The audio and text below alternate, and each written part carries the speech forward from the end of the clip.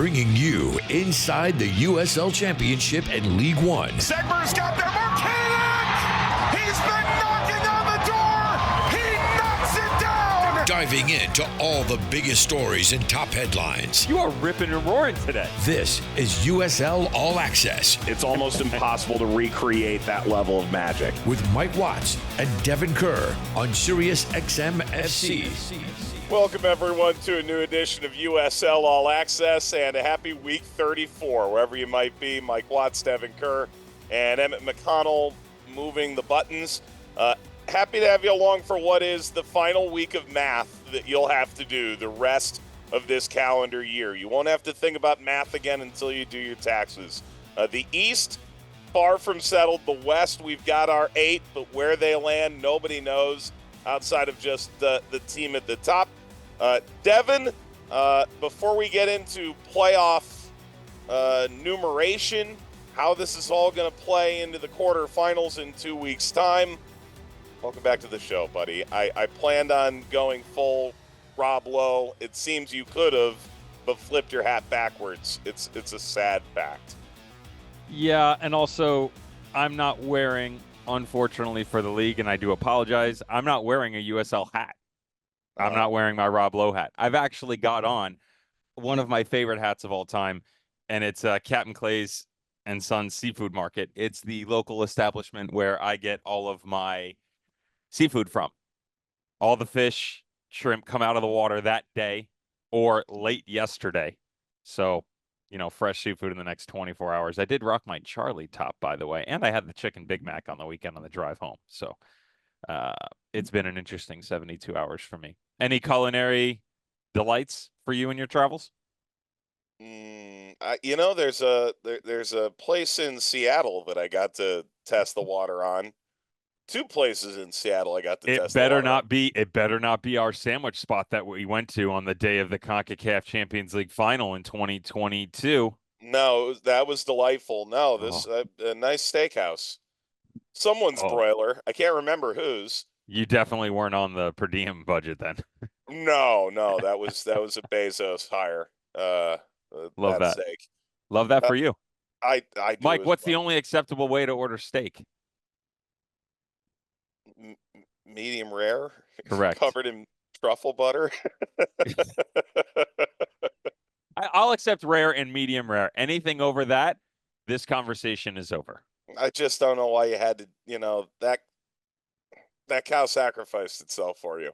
In my previous life, as we've spoken about before, I was an estate manager, and one of my former bosses, because I was also their private chef, used to like what's called Pittsburgh. Now, Pittsburgh style is basically burnt on the outside, legitimately, and rare on the inside. And the way that he liked me to cook it, we had a flat top stove that was a flat iron on one side, and it was a grill on the other, just underneath this massive hood. He would literally have me stand over it with lighter fluid. I can't make it up. Number one, that's disgusting. Number two, that's unhealthy. The lighter fluid, primarily. For sure. Also standing over my shoulder. It's a fire hazard. You don't mess with a chef when he's in the front of a grill, Mike. Come on. True enough. Dev, let's chat about math. It's your favorite subject from school. There's also going to be a little history in here because some teams have waved goodbye to this season over the last week. Let's start in the Eastern Conference, and we're going to go through all the games and what they meant and what the games will mean this weekend in a few minutes. On the whole, 3 of the top 4 are settled. We knew Louisville and Charleston already. Detroit, congratulations. Danny Dicchio and that entire club said the entire season their goal was to finish top 4, to have a home game at Keyworth. They have done that for the first time in their run in the championship. Indy have also clinched. Rhode Island, they've announced to the team playing that they're in. They play Miami, so even if they're not officially in, they're in. In reality, there's really no way Rhode Island can be out, and yet for some reason we're not quite ready to put the X next to their name just yet. Tampa Bay wins both games this week. They'll move into the top 4 and drop Indy 11 out, but of course, a lot to be figured out there. The Rowdies, Riverhounds, North Carolina, Hartford still appear alive. Loudoun and Birmingham really are not. they do not have the E next to their name in the standings. They're gone. Is So that right? Birmingham's out. Let's be clear. Birmingham is out. And basically the way that tiebreaker comes down to it is the highest number that they can hit is 45. The problem is so can Loudoun, and so can obviously North Carolina's on it.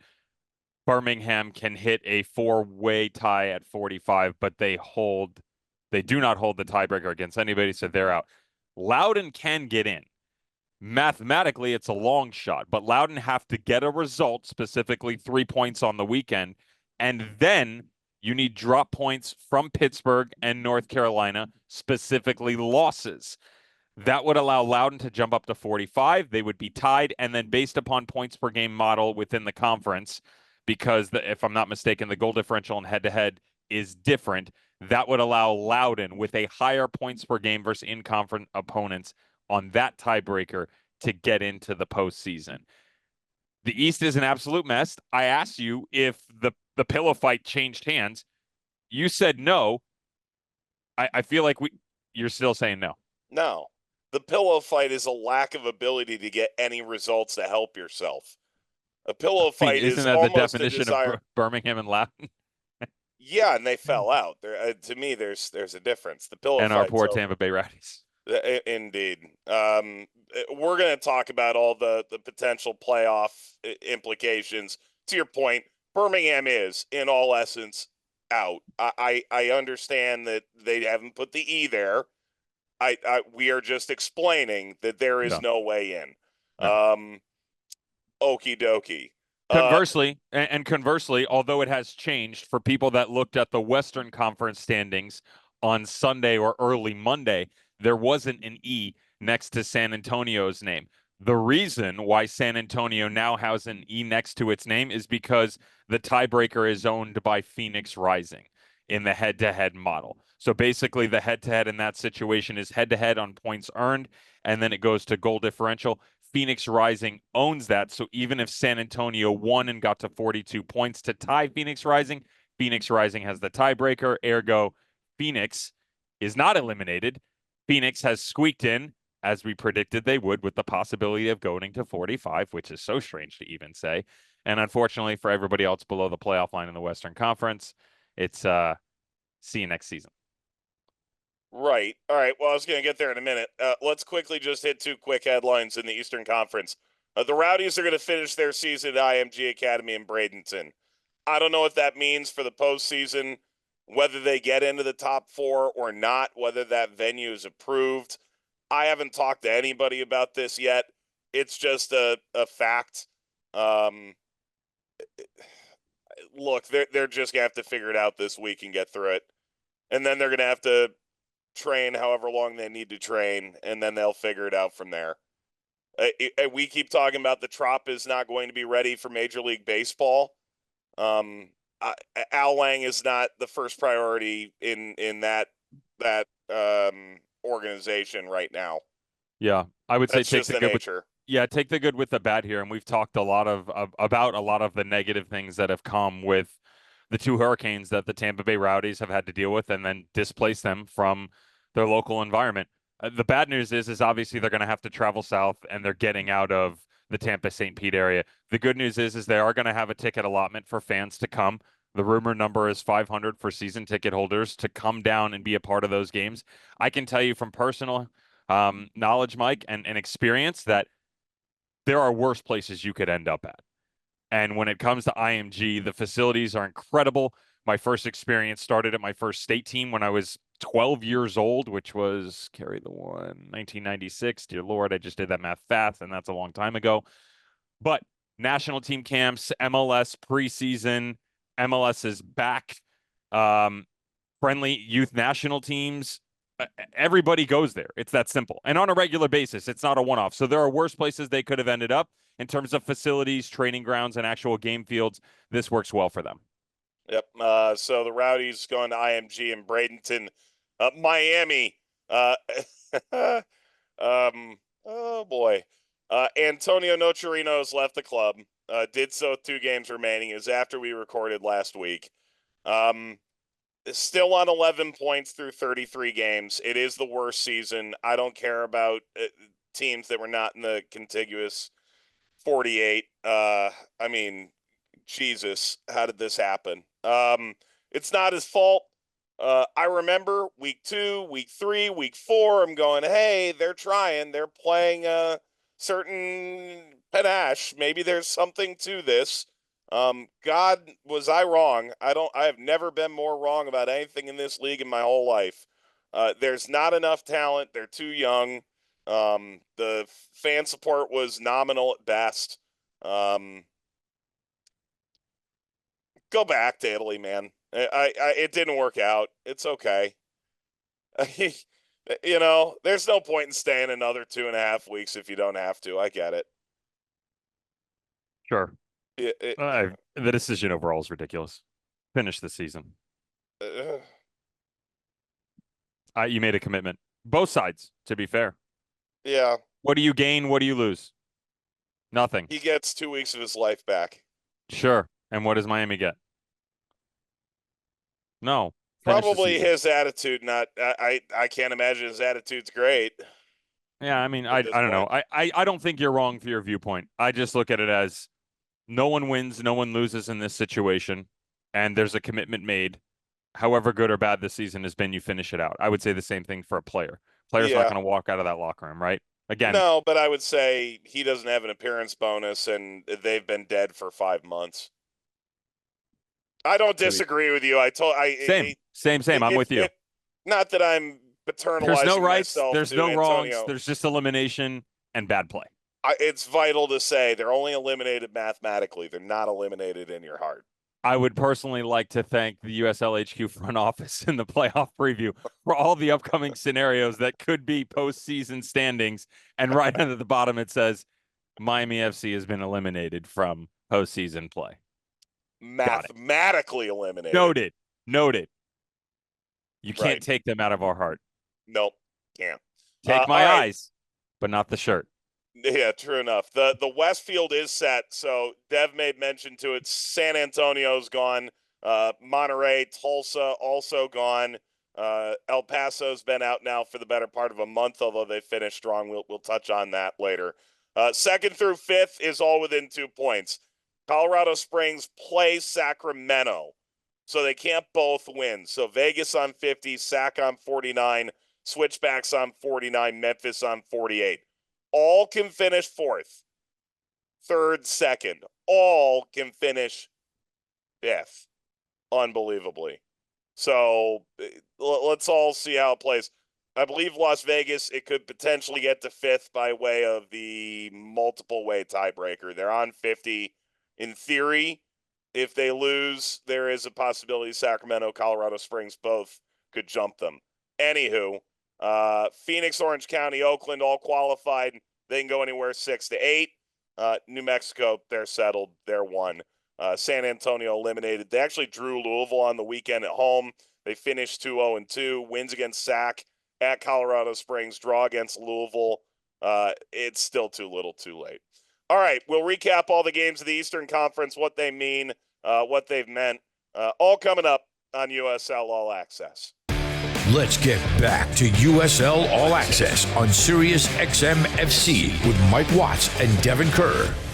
Welcome back. It's USL All Access on this Tuesday evening, final week of the regular season coming up. Let's chat about what happened in the Eastern Conference last week and get you caught up on what it means for playoff contention. Detroit, they did, in fact, fill the free square. They beat Miami 3-0, clinches a home playoff game. Dev, how about Nate Steinwasser scoring at 90+5? Because why the hell not? You like the move? No.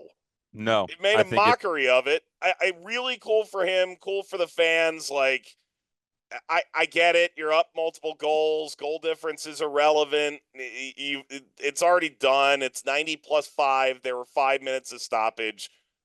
I don't love it because what the hell are we doing? But clearly that was written somewhere in the stars, and that's fine. He's also on a multi-year deal. It's not like that's his final game. Fair, but I would also say that given the way that the season's gone, it's not exactly like his name has been written in the stars on the team sheet. No. Right? So you don't necessarily know what the future holds for him in that aspect. However, I do have a problem with this. I think it's ridiculous that you bring your goalkeeper up to take a pen. I know Detroit fans are going to be upset and they're like, have a little fun, blah, blah, blah. I'm old school, and I don't think that their viewpoint is necessarily wrong, but I don't think mine is either, Mike. I should say that it's not even about thinking. I know it's not wrong. I think there's a level of professionalism that wasn't displayed here to that team, and I wouldn't have done it to them. Yeah, well, hurts for Miami in every way. That was a valuable goal differential goal they could have gotten back. For Miami, yes. Yeah. Then mathematically, maybe they wouldn't have been eliminated. All right. North Carolina goes to IMG in Bradenton, wins 2-0. Anderson and Conway, the goals there. North Carolina had a whopping 2 shots on target, and they scored them both. North Carolina have won 3 of 4. However, losses to El Paso and Hartford, if they miss, that's going to be why. They've won at Birmingham against Tulsa, now at the Rowdies. So they didn't take care of business that had to be done. That Hartford game could kill them when it comes to Hartford trying to sneak in on the last day. Rowdies have lost 4 in a row, all against teams that could, should, maybe will make the playoffs at Charleston, at Rhode Island, at Louisville, and then hosting North Carolina. I'm grading them on a curve the rest of the way. Like it's impossible to, their whole world got turned upside down. I agree with you. And you said that last week. I don't think you're wrong. I'm still going to ask you the same question given another result. 2 games left. They have to play Hartford at IMG, right? A Hartford team that no ifs, ands, or buts. They need it. They need the win, right? This isn't let's try and get a draw and see on the weekend. No, Brendan Hartford Burke needs to win. He will be standing in that locker room screaming from the mountaintops, get your you-know-whats together. This is the opportunity. There is no tomorrow. Even though there's one more game left, he's going to find every single resource he has at his disposal to go and get this result. So I ask you, is there any chance with the Rowdies hosting Hartford and then hosting Indy 11, who also need a win for the top 4? Is there any chance the Rowdies drop the next 2? They could go into the playoffs having lost 6 in a row, yes. What a world. Yeah, never saw it coming. And here's the craziest thing. If they lose 6 in a row and they finish in 8th, the first round matchup is Louisville-Tampa once again in the playoffs. Yep. I mean, and look, honestly, they play, as we mentioned last week, they played better against Louisville than, they lost would lead you to believe. For sure. No one wants any part of that matchup. That is the most I would move heavens and earth. Given our experience in this league, would you not do everything possible to be on that game? Yeah, and it's the 1-8 game. Almost anything possible. Yeah. Here's the thing. When Detroit scrapped in, they had a fatal flaw. They couldn't score. And they end up getting the Gasso goal. That's great, and beating Pittsburgh, but they had a fatal flaw. Yeah. The Rowdies, they don't have that right on now. paper, do not have a fatal flaw. They've just been fatally bad. Yeah, I'm with you on that. Anywho, Pittsburgh 2-0 at Loudoun. Big weekend for the road teams. Kizza and Jockeson both score in that game. Loudoun now 2-5-3 in their last 10. 1 point from their last 3 games. It was all there for them. There's a good chance they've watched this flutter away. Pittsburgh, Dev, 1 loss in their last 15. I know. The anomaly, once again, that is Bob Lilly never ceases to amaze me. And I say that in the nicest of ways. We had Robbie Mertz on a month and a half ago now, roughly, right? Sure. And yeah, we'll take that. And Robbie Mertz talked about how he actually felt like the team defensively was getting enough credit. They just needed to figure out a way to score. Well, don't look now. 2 against Loudoun. Awesome. 2 against the Battery. Even better. 4 against... Let me see. That's what I'm just going to call it from the rest of the way, because I can't say the, and I really can't say their name anymore. We are talking about Miami. The last time... Your turn. Go ahead and say it. Miami. The last time that the Pittsburgh Riverhounds failed to hit the back of the net was mid-August. It's been a stretch of 9 games. And within that stretch, Mike, they've only been held to 1 goal 3 times. I mean, they're lighting it up. And Robbie Mertz said, attacking-wise, he goes, I feel like we're right there We just need to be a little bit better in the final third, which is exactly what Loudoun need right now. They've been a little bit slow to start games, but they're still getting back into it. They're off tempo. That front line has got to finish, man. The opportunities are there. It's plain and simple. This team is in games. Zach Ryan is right there, like that front three that could quickly turn into a 4 or a 5. They have got to finish these chances because it's not for lack of chance creation. I can tell you that much. So Loudoun drops another one. How about FC Tulsa hosting Hartford? Tulsa eliminated with this. Hartford hanging around. So Tulsa led, penalty, 10th minute. Eventually the winner comes from Kyle Edwards at 80 for Hartford. Hartford one loss in their last 10. 6-1-3 since mid-August. They've beaten Louisville, Las Vegas, and then at Miami, at Oakland, hosting North Carolina, and Tulsa. Miami. So they handled their business below the line. We spoke to Brendan Burke about 2 months ago. He said every team that makes the playoffs at some point goes and wins 3 or 4 in a row. That's the buoy that gets you ultimately over the line at the end. Here it is. Hartford wins 2 games at Rowdies, at Orange County. They're in. Signed, sealed, delivered. They're in 9th. They could finish 5th. Do you think one win does it for them? Probably not. Do they need 2? I think they need 4 points to feel good about it. I mean, on the final day, day, but they may need to win them both.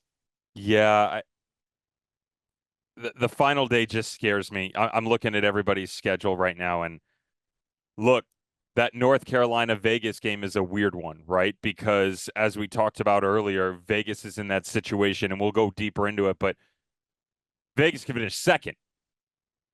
They could also not. Yeah. And by not, I mean that everybody else around them has the ability to leapfrog. Like they could drop all the way to 5th, actually 4th, but given the potential results. So where do you want to end up? We've always maintained that Vegas should be the number 2 team based upon overall quality, but North Carolina needs to get over it. There's a ton in that game. I don't necessarily trust it. I think Hartford have to win both games, Mike. I do. Probably so. I do. I don't see a draw coming out of that North Carolina Vegas game. Someone is going to push in an area to try and get themselves over that line. And it's either going to push them into glory or a mistake, which is going to flop the 3 points either way, which is only going to benefit one. Yeah. To me, I obviously lean on the percentages towards Vegas, but if it is North Carolina FC, well, now we're talking about a North Carolina team at 48, which means 46, only 3 points for Hartford doesn't get you there. You need 6. Yeah. Interestingly enough, correct me if I'm wrong, when's the North Carolina game kickoff? Oh, time-wise, you know what? That's the one thing that I didn't do was look at the times. They start at 7. Orange County Hartford is at 10. Oh, I mean. North Carolina doesn't What know are we what talking they about? need. North Carolina doesn't know what they need. Vegas doesn't know what they need. They've got way more invested in trying to win the game. Can I tell you something Hartford will know what they need. Hartford will know what they need. This is great. What in the world are they doing playing non-conference games the last week of the final day season? I'm on the baffled. Final day. 1, baffled. 2, 3, 4, 5, 6 non-conference games. It's half the league. Crazy. Now, agreed, there is a theory on the back end that is absolutely brilliant. The problem is, by doing that, you've fluxed the time zones in a way. You got really careful with that word you were going to use. Time zones are messed up, and then you aren't playing head-to-heads. So, Mike, do we live in a world, and you and I obviously have conversations about schedule congestion, stadium availability, I should say location availability for some. Do we live in a world where because of this schedule, meaning half the league, 6 games overall, are interconference, that we could all play at the same time? No. I get it. No. Attendance-wise, it changes it. You say no? No chance. No. You don't think if those games were at 5 and 8, 5 on the West Coast, like you could legit go like 5, 6, 7, 8. Devin, depending on what conference. just think about broadcast operations. Let's take the fact that every team wants to kick off at 7 because they sell more tickets than when they kick off at 4 everywhere but Detroit. I mean, come on. Would you want to see it that way? Yeah, it'd be nice. Yeah. I never see it happening. Not anytime soon. In the words of a great musician, never say never. All right. Justin Bieber. Well, regrettably, here we are running away with our clock again. Indy 3, Birmingham 2. Indy couple goals in the 15th minute. Lawrence Wotton seals it at 86. Draw against the Rowdies Saturday guarantees top 4 for Indy because they go head-to-head. Birmingham, as we've mentioned, mathematically eliminated. Charleston, Rhode Island 1-1. Dev, this was fun. Spoke with Ben Pierman. Malloy getting closer to 100%. They've pretty much rotated entirely the last couple of weeks, although they're a bit threadbare injury-wise. Rhode Island, 15th draw. They're the draw kings. League record past San Antonio, who most recently did it here in the last year or two. That kept them afloat long enough. Usually it's death by 1,000 paper cuts. That actually kept them alive. I actually don't like all the rotation, and while I recognize it, trying to get guys healthy, trying to get guys minutes and load management and all that jazz, it scares me for this Charleston Battery team, who have conceded first 6 in the last 7 games, 7 in the last 9. In those 6 of 7, Mike, their record is 1-2-3. Now, the good news out of all of that is throughout the course of the season, in terms of character and the ability to stay relevant within a match, only Louisville City are better in that conversation. The Charleston Battery have 19 points from a losing position. I still say, though, that over this 7-game stretch, they've started slow. You got to stop conceding first. That's common sense. They got to stop conceding the opening 20 minutes. I think there's 4 goals in the opening 20 minutes in the last 7 games. What are we doing here? That is not a recipe come postseason time that's going to benefit them. This is still one of the best teams in the USL Championship, and I believe in them. But it scares me for what could be an early exit in playoffs if they don't gain some confidence in this next game with all that rotation. Yep, and then Rhode Island getting healthy there. Albert Dequa missing that game, may be ready to go this week. We'll see. Meanwhile, San Antonio again, 1-1 against Louisville City. Goodrum right before half, Lambert second half. You look at the Louisville lineup. Gleedle, McCabe, Wilson, Evan Davila, Mogel, Goodrum all started. That was planned weeks ago. They do not want their guys chopped in half in San Antonio with 2 weeks left in the year. They will try and get right this coming week. San Antonio eliminated. San Antonio, by the way, San Antonio have had no less than seven players on the injury report since week 3. Wow.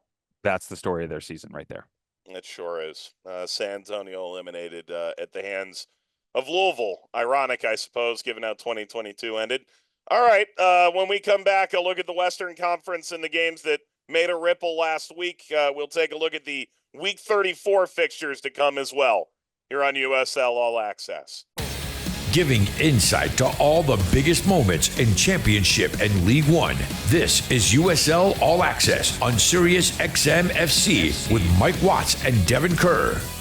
We're back on USL All Access. Let's chat about the Western Conference games from Week 33 and their impact on the postseason. Mike Watts, Devon Kerr, let's get after it. Sacramento found out that El Paso, as I've been saying for months, is playing well enough to go sneak up on people. And they went and Grim Reapered their ass with a couple weeks to go. El Paso now 4-2-4 in their last 10 games. Where the hell was that? Stauffer 26, Phillips 28, and then penalty from Tony Alfaro at 32. Sacramento absolutely punked New Mexico on September 29th.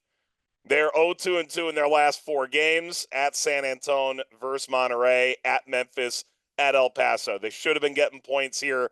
They'll play Colorado Springs straight up for the 3rd seed, potentially the 2 seed after a 2-1 loss at El Paso, who have made Southwest University Park a fortress once again. I don't even know how to respond to you with a straight face, given that monologue that just was. It was delightful. by the way. I have no clue what's wrong with Sacramento Republic because to me, there are 3 people that are showing up every single week at a consistent level. That's Danny Vitiello in goal.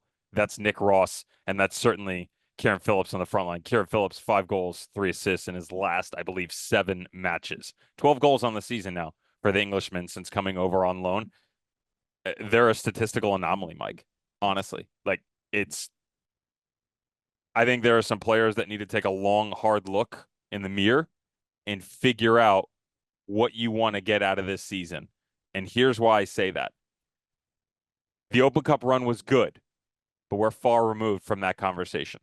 And I'm talking about, what was it, June, if I'm not mistaken, of this year for the quarterfinals, or July, whatever that was. Yeah, you get a month or 2 to talk about that. That's over. Okay, that's over. And now this winless streak borders what we saw coming out of that round of 16 game against San Jose, where you lost Robo Lopez.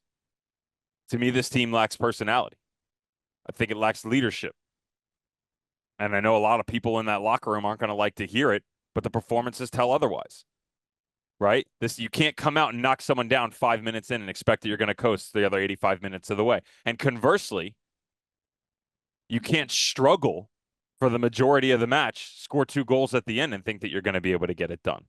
There's a level of consistency that's missing from this team. And to me, it's about personalities within that group. Someone's got to step up here because I still believe truly that Sacramento Republic team, that side, sorry, we're pointing to stuff. That team, the core of this team that made it to the Open Cup final, right? That's what I'm pointing at right there. A night to remember.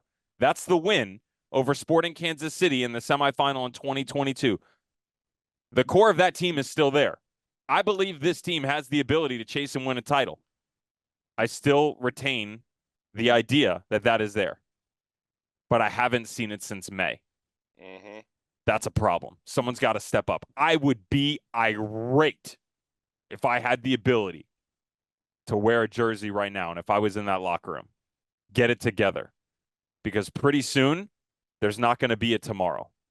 We keep seeing, it's the next game. Form's going to turn. We're going to get goals. We're going to get this. We're going to get that. You got 1 game left to give yourself a positive mentality heading into the postseason. Go prove it. Against a good Colorado Springs team who beat Monterey Bay on the weekend. Zach Zandy, baby. 50th minute, dealt with the injuries last year. Good to see him get one of those kinds of moments. Switchbacks end 4 winless. Which was El Paso, Loudoun, Orange County, and San Antonio. Not a good look. Knew it all along. Saw it coming. Started 0-5, still in position to finish in the top 4 with a win this coming weekend. Maybe even a draw would be enough to get them a home game in the playoffs. Well done by them. Orange County and New Mexico finished 0-0. Orange County, 7-game heater, unbeaten. 4 wins, 3 draws. 2 of those draws, New Mexico and Las Vegas, the top 2. Right now, wins against Rhode Island, Phoenix, Colorado Springs, and that mountain of a team, El Paso. New Mexico, 4 winless. They finish versus Memphis. They'll be a home through the USL final. Time for them to just get some home cooking going, get healthy, maybe find their rhythm again because it's been lacking.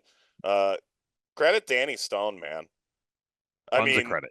Yeah, gets and their result on the weekend, by the way, got Phoenix in. Yep, it did. It did. It really the did. Irony throughout all this. Credit to Danny Stone, and there's no chance, by the way, no chance that New Mexico United is going to drop points at home heading into the playoffs. Here's the one thing I'll say about New Mexico United. We've been critical about them. Hang on. We've been critical about them. We've talked about their struggling play. Friendly reminder, all of these games have been on the road. Mm-hmm. All on the road against teams that themselves have been fighting for their playoff lives.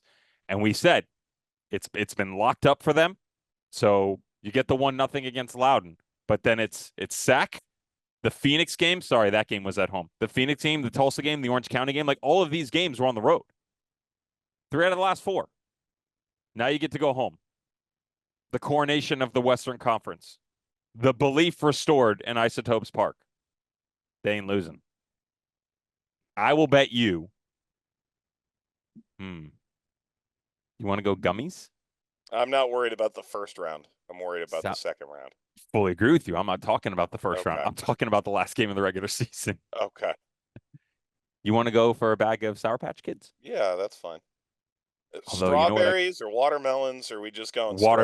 Watermelons are the only way to go, right? They're heavily underrated. However, I could go for some Jolly Rancher gummies. You and I haven't split some of those in a long time. No. Jolly Rancher gummies? Yeah, deal. New Mexico United 3 points, guaranteed. All right. Somos Unidos. We'll Somewhere see how Stephen unidos Glass they is are. going. I hope he chokes on those Jolly Ranchers. They're going to be hard candies instead. Oh, God.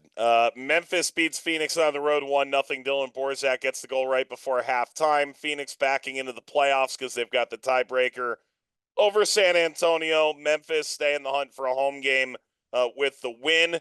Las Vegas fall 3-2 to Oakland. This game was a lot of fun. Got to call this one. Johnny Rodriguez, a brace. Valentin Noel, it really didn't count for much, but it was a sick goal at 90+3. The Roots qualify.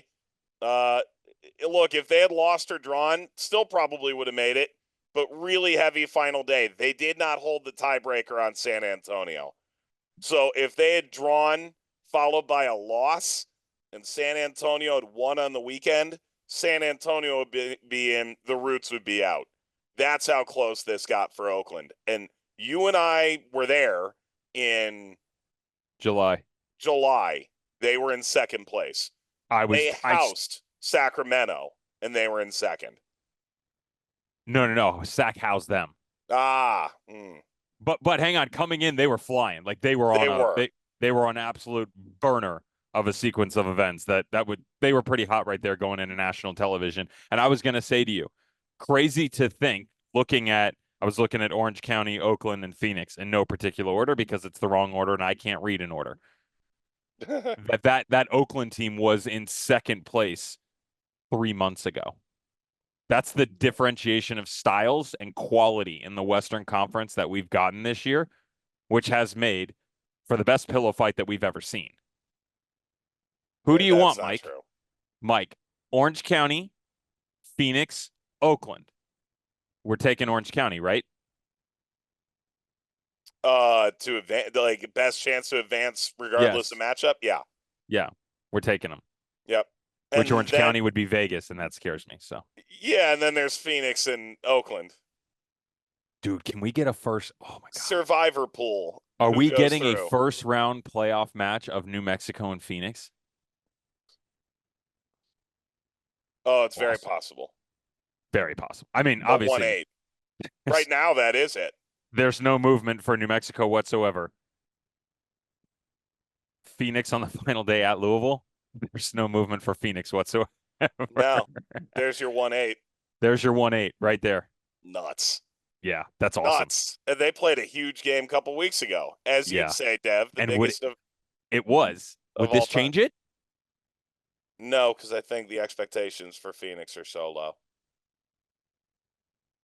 Even within their fans, they're you know.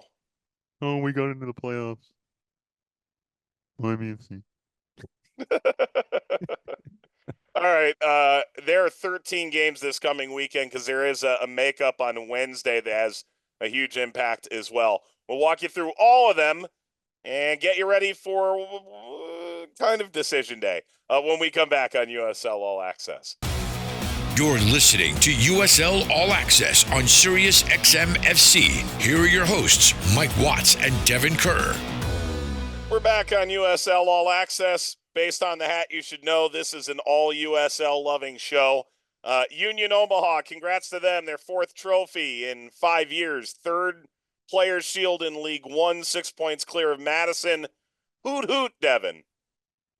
Is that really? I think I want to go with like a Goody Mob Outcast type vibe there. Can you redo that for me, please? No, mim's the word. Hooty hoo! Dev, you have anything to add before we get into this coming week? You mean just the fact that there's complete domination by my hometown brethren? No. Yeah, you could. Just saying. That's some home cooking. All right. If anybody doesn't know, I'm from Omaha, Nebraska. So there you go. Indeed. The only one. All right, Dev, then let's dig into this then. Wednesday, there is a game. It's because of Hurricane Helene that the Hartford Tampa Bay game about a month ago got postponed. 7:30 Eastern time. They'll play it at IMG, as we mentioned. Hartford 2 points beneath the line. So let's make it simple. They go above the line. It's all in their hands with a win. They're only 3 points off Tampa Bay in sixth. They can win the head-to-head for the season in this game. Rowdies clinch top six, therefore, with a win. They clinch with a draw. Hartford wins this game. They could jump all the way up to Tampa Bay range and avoid Louisville, even Charleston in the opening round, believe it or not. Just got to clean it up. I think we've covered this enough, right? Yeah, just got to clean it up. I have no problem with the Tampa Bay Rowdies overall. A lot of what has gone on in games has been self-imposed mistakes. They haven't been played off the park by any means. I would like to see a bit more control from the get-go of the games. I've seen separation from the back line, the midfield, and the front line, not an overall quality, but just the units themselves. And Mike, when I talk to you about teams' abilities to maintain consistency, it's just about moving together. And I haven't seen that as fluidly from the Tampa Bay Rowdies over the past month as we have historically within their tenure in USL Championship. Let's skip ahead to Saturday. This is a full slate. Everybody plays, although 6 games, as we mentioned, are non-conference. So not as many 6-pointers as you might imagine. Charleston kicks it off against Loudoun at 6 o'clock in the East. Loudoun are 3 points out. They need a win. They need to catch Pittsburgh or North Carolina, or really they need to create a 3-way tie. They need to win a couple losses. Charleston locked into the 2 as they have been for the last 3 weeks, trying to get healthy and see where they land. North Carolina and Las Vegas. If Hartford drop points on Wednesday, North Carolina is simple. Win and in. If they don't, there's still a lot to be figured out. And Las Vegas, win, 2 seed. Draw, wait for other results, notably Sacramento and Colorado Springs. If they lose and a 3-way mini conference were made between Sacramento and Colorado Springs, someone's got a lot of math to do, because they will all finish somewhere between either 2nd and 4th, pending Memphis winning or losing, or 3rd to 5th, and someone's going to lose a home playoff game. I can't say anything. You're destroying it right now. All right. Pittsburgh and El Paso. That's the Golazo game in the early window. I'm on it. There's a reason not to watch. Pittsburgh win and in. They hold the 3-way tiebreak on North Carolina and Rhode Island, win and in. El Paso,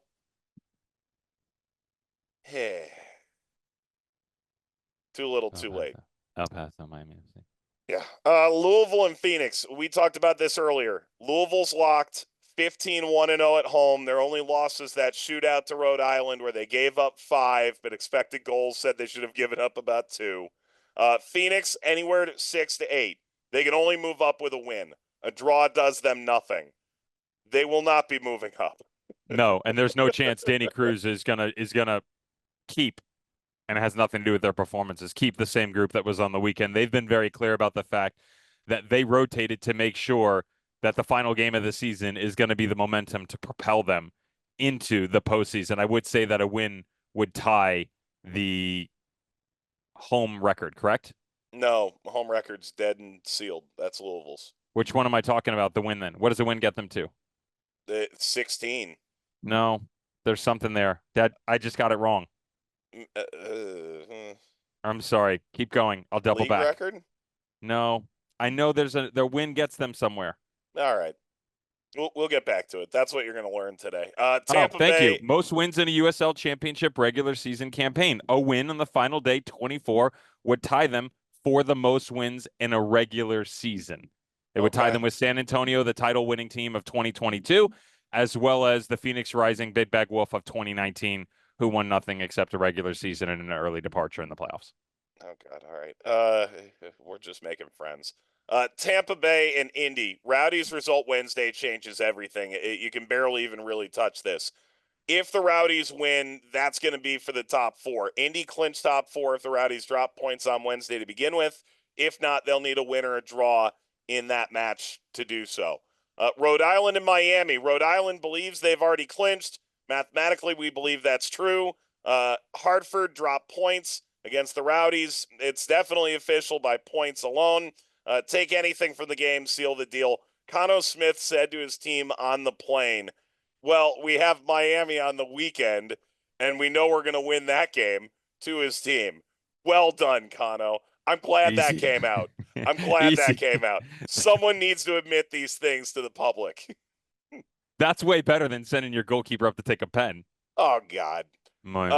There's only one dead game this weekend. One game with no playoff implications. It's Tulsa, Monterey Bay. Don't watch it. Watch any other game. If you're going to go to get drunk at the game or bring your kid to a game, go. That's outstanding. I'm over the moon for you. You have so many better options. If you're a Tulsa fan, wear the Rob Lowe hat, root for chaos. But there's no chaos in that game. Mike, favorite game on the weekend, if there is one, or favorite game in the final stretch, because obviously we've got the midweek of Tampa Bay Rowdies and Hartford Athletic. I'm not done with the games yet. Doesn't matter. I'm telling you, because you just said it. Like, there's nothing else to do. If the Rowdies drop points, Rowdies Indy playing for a home game. Let me rephrase that. And I'm sorry I didn't say it correctly. Favorite to attend when you were just talking about fans. Oh. Yeah, that's my fault. Sorry. Rhode Island, Miami, because, it's going to be sold out, and then, you're going to score 5 goals. Home team's going to love that. Is that really the game you want to go to? Yeah, it's good. A nice bowl of clam chowder and a New England Saturday night. You kidding me? Okay. Yeah. You are guaranteed a good time. It's rare that you can guarantee a good time. I am guaranteeing that you will have a good time. Do you want to know where I'm going? Yeah, shoot. As if I don't spend enough time in the triangle. I'm going to Cary, Vegas. That's probably the best game, but I can't guarantee you're going to have a good time. I don't know if it is the best game.